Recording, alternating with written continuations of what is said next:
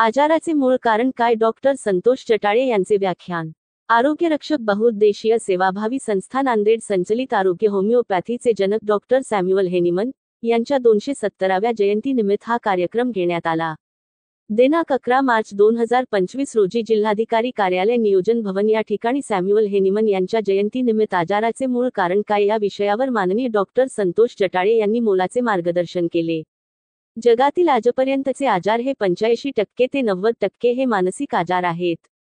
आजार आला तर तो जाणारच. मनोधैर्य स्वतःची स्वतःला सावरले पाहिजे. आहार, विहार, संगीत, नाते, योगा, व्यायाम, नियम, विचाराचा दृष्टिकोन इत्यादी आजार न येणे. आलाच तर तो जाणारच हे नैसर्गिक नियम आहे. औषध कमी काम करतात पण या गोष्टीत जास्त काम करतात. आरोग्य दिनानिमित्त आजाराचे मुख्य कारण काय यांचा उलगडा केलेला आहे व समाजापुढे मांडण्याचा एक प्रयत्न केलेला आहे. आजाराची मेन कारण म्हणजे रिलेशनशिप. ज्यांच्या घरांमध्ये रिलेशन चांगल्यापैकी असेल तर त्यांना आजार होणार नाही, पण ज्यांच्या घरात रिलेशनशिप चांगलं नसेल तर त्यांना आजाराची लक्षणे दिसून येतात. घरातील वातावरण खेळीमेळीचे असले पाहिजे व सर्वांना सोबत मिळून मिसळून राहणे या गोष्टीकडे सातत्याने पाहिले जाते. जर घरामध्ये सुना, मुले हे वडील व आई यांना जर जपत नसेल तर त्यांना एकटी सोडून राहत असेल तर मानसिक संतुलन बिघडून जाते व माणसाची आजाराचे प्रमाण वाढते. त्यामुळे रिलेशनशिप जपणे हे आवश्यक आहे. हे 2500 वर्षांपूर्वी होमिओपॅथी डॉक्टर सॅम्युअल हेनिमन यांनी सांगितलेले आहे. या कार्यक्रमाचे आयोजक डॉक्टर संतोष जटाळे यांनी केले तर कार्यक्रमाचे अध्यक्षस्थानी डॉक्टर हंसराज वैद्य, ज्येष्ठ बालरोग तज्ज्ञ व प्रमुख पाहुणे doctor T A. Mane, doctor Santosh Kumar Swami, doctor Ashok Bongulwar, doctor Deepak Mote, doctor Hemant Ingle, doctor Pramod Kulkarni, doctor Dinesh Suryavanshi इत्यादी मान्यवर उपस्थित होते. बाहेर जवळ मित्र जोरदार टाळ्या चांगला आनंदी कोण राहील? जो 100% पडला तो आनंदी आहे की जो 60% पडला तो आनंदी आहे? 60% पडलं का? The relationship. तुमच्यासोबत पण काय, तुम्हाला जर मित्र नसतील, आयसोलेशन इज व्हेरी डेंजरस. एकत्र राहणं हा खूप जीवनाचा सर्वात मोठा गुन्हा म्हणतात आणि तिथून आपला व्यवहार चालू होतात. कारण की आपला health is the happiness is equal to the health, आणि हॅपी जर नसेल तर happiness is equal to health सांगितलं WHO आणि हार्वर्ड युनिव्हर्सिटी. जो माणूस आनंदी राहतो तो निरोगी राहू शकतो, आणि जो आनंदी राहत नाही त्याला एक बिमारी होणार आहे आणि ते बिमारी दिवसेंदिवस वाढत जाणार आणि ते अचरूप घेणार. तुम्ही बघितलं क्रॉनिक डिसीज हे असतात ते बाहेरून कधी आलेले नसतात, ते मधूनच तयार होतात. तर क्रॉनिक डिसीजेस नॉट फॉल झालेले आहेत.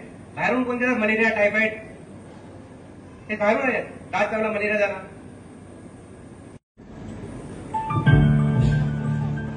इथपर्यंत ते हेल्दी होते पण इथून त्यांना बिमारी सुरू झाली. लक्षात ठेवा. Because the breakage of the relationship, the good relationship.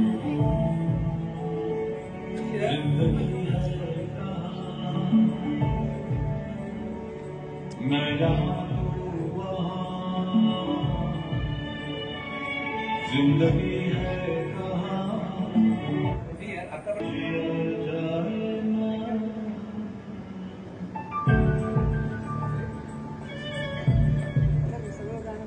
मेरा जिंदगी है. डॉक्टर सॅम्युअल विचारलेलं आहे, जोपर्यंत बारकाईने बॅक मध्ये बघणार नाही तोपर्यंत तुम्हाला बेसिक कारण करणार. आणि इथून पेशंटला बऱ्याच एका दिवसासाठी बेकार झालेला ठीक आहे, पण लाईफ टाइम साठी इज व्हेरी डेंजरस. जे व्यक्ती सोशल लाईफ जगतात किंवा एकत्र राहतात ते खूप आनंदी राहतात, म्हणजे आयसोलेट राहतात असं म्हणलं जाते. हार्वर्ड युनिव्हर्सिटी म्हणताय जो एकट्या व्यक्ती राहतो, आयसोलेट राहतो, ते 15 सिगरेट पिण्यासारखा इफेक्ट पडू शकतो. म्हणजे रिलेशनशिप किती महत्वाचे असतात आपल्या केसमध्ये. आणि माझ्या केस आम्ही जेव्हा पेशंटमध्ये बघतो तर रिलेशनशिप खूप बऱ्याच गोष्टीमध्ये आपल्याला बघायला पडतात. तेव्हा प्रॅक्टिकली आपण हे करू. पण असे काही कारण असतात, ते कारण खाली असतात, त्या आपण ते कारणाचा आपण पूर्णपणे अभ्यास करणार आहोत.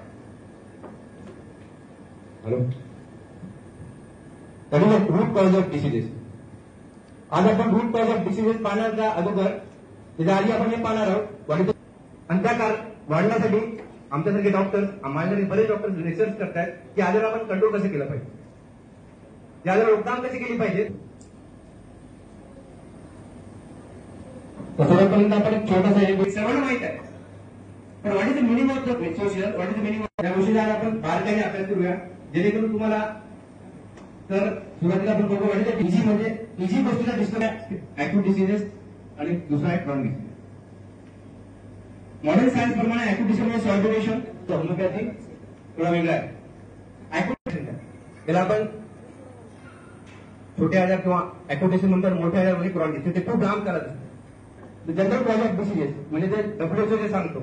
आणि दुसरा आहे ऍक्वाडॉक्टर डॉक्टरफॉरिझम, पिंपल्स येणं अंगावर, वजन वाढणं, environmental causes, lifestyle and diet, mental emotional cause, genetic cause, ageing, वाढतं वय, वीक इम्युनिटी, 7-8 प्रत्येकी कारण WHO सांगतो.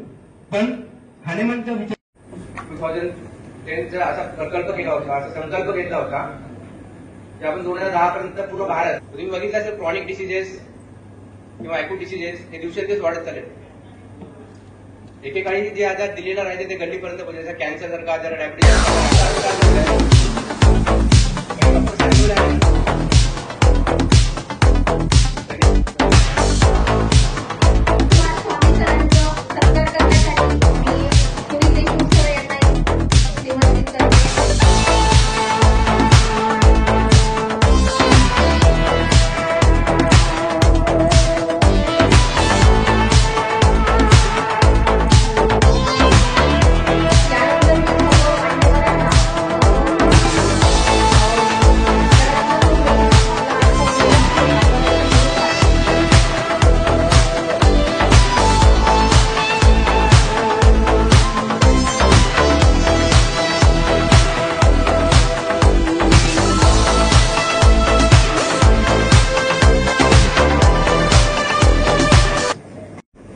होमिओपॅथिकच्या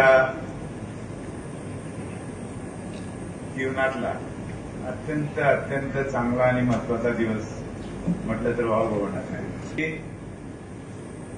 की दुसरी पॅथी ॲलोपॅथी नंतर होमिओपॅथी ही जगातली दुसरी पॅथी असं होणार नाही. मूळ कारण हा कार्यक्रम झाला तर संतोष जटाळे सरांनी आज जागतिक आरोग्य दिनानिमित्त आणि जागतिक होमिओपॅथी दिनानिमित्त जो कार्यक्रम घेतला तो स्तुत्य उपक्रम होता आणि एक आरोग्याची आपल्याला चावी देऊन टाकली की हॅपीनेस इज द हेल्थ. म्हणजे आरोग्याचा एक मूलमंत्र सरांनी आजच्या दिवशी दिला.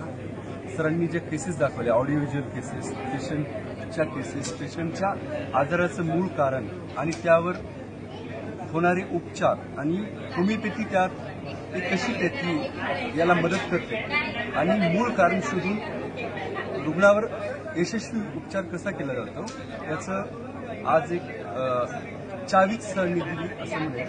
मी डॉक्टर अशोक पाटील ARHMचे खूप खूप धन्यवाद करतो. आणि असे उपक्रम वरचेवर व्हायला पाहिजे. सरांचा जो गेल्या वर्षीचा प्रोग्राम होता आरोग्यावर बोलू काही, त्या कार्यक्रमानंतर जो हा आजचा कार्यक्रम झाला तो अतिशय खरोखर आय ओपनिंग जर म्हणलं तरी चालेल. अतिशय स्तुत्य उपक्रम आहे आणि असे उपक्रम समाजासाठी खूप महत्वाचे आहेत आणि असे उपक्रम झाले पाहिजे. थँक्यू. जागतिक आरोग्य दिन आणि जागतिक होमिओपॅथिक दिन हे 2 दिवस एकत्र आलेले आहेत. त्या निमित्तानं आजचा हा कार्यक्रम होता. या कार्यक्रमात माझा विद्यार्थी संतोष जटाळे आमच्या कॉलेजचा विद्यार्थी असून त्यांनी एवढं चांगलं प्रेझेंटेशन आजच्या कार्यक्रमाचं केलं. खरंच करावं तेवढं कौतुक कमी आहे. आजच्या या दिनानिमित्त सर्व समाज बांधवांना मी चिरायू तथा आरोग्य, कायम आरोग्य त्यांचं सगळ्यांचं चांगलं राहो ही ईश्वरचरणी प्रार्थना करतो.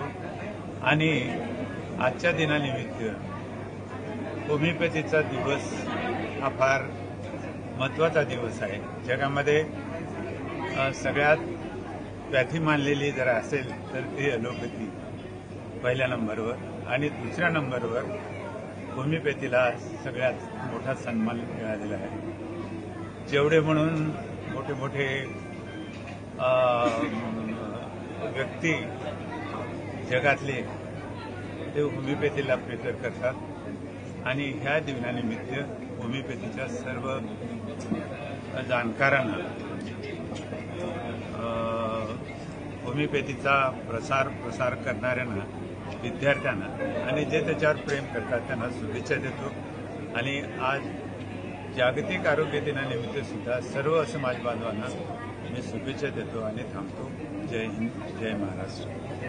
10 एप्रिल जागतिक होमिओपॅथी दिवस, 7 एप्रिल जागतिक आरोग्य दिवस या निमित्ताने आम्ही हा नियोजन भवनामध्ये एक कार्यक्रम ठेवला. त्याच्या अंतर्गत आम्ही डॉक्टर सॅम्युअल हॅनिमन यांनी त्यांच्या पुस्तकात ऑर्गन ऑफ मेडिसिनमध्ये आरोग्याविषयी काय उल्लेख केला होता, काय आजाराचे मुख्य कारण काय आहे याचा पूर्णपणे उलगडा केलेला आहे. तेच आपण रिसर्च थ्रू त्याला प्रूव्ह करून समाजापुढे मांडण्याचा आपण एक छोटासा प्रयत्न आम्ही आज या दिवशी आम्ही केलेला आहे. एकंदरीत मेन कारण जर तुम्ही बघितलं असाल तर व्याख्यानामध्ये मी सांगितलं आहे रिलेशनशिप्स.